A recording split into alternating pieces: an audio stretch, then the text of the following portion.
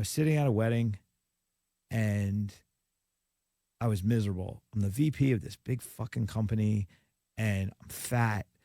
I'm just not living to the standard I want to live. My fighters are doing their thing, but I'm just not. And I'm at a wedding with my wife's friends and I'm looking at all these people and I'm going, I am not one of you. I don't like any of you. And it wasn't because they're bad people. I'm just like, there's fight in me. Yeah, yeah. I don't want to talk about the news and the weather in some non-substantial way. I want to have something meaningful fucking happen in my life right now. Right. So I started texting a promoter. My buddy Justin, I said, hey, Justin, you've been busting my balls about fighting for you. I said, my clock's ticking, man. What about we do one? And he was like, you going to be ready in 6 weeks? I said, probably not, but let's give it a shot. And then my wife goes, what'd you do? I said, I just booked the fight. I just booked a fight. Right. And she goes, motherfucker, finally. And I was like, this is why I married you. That's awesome. That's why I married you. That's awesome. She was like, you fucking need to do this so bad.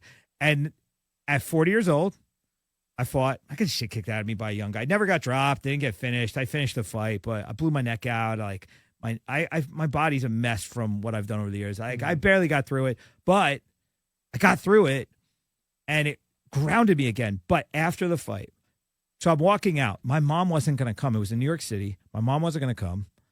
And my dad was talking about it, but I didn't know. And I'm walking out. My mom and dad are sitting there. My parents are divorced. They have not been in the same room with each other since I was 15. Wow. And they're sitting next to each other in the fucking front row. And my wife's there. And I'm like, holy shit. So I do this fight, and I come out.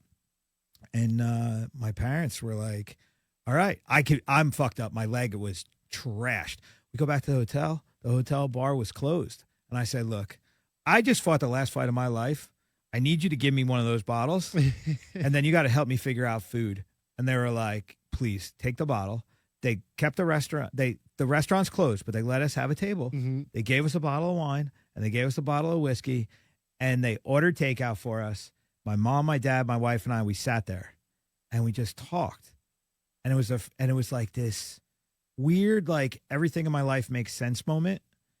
And I was able to kill mom, dad issues. Mm.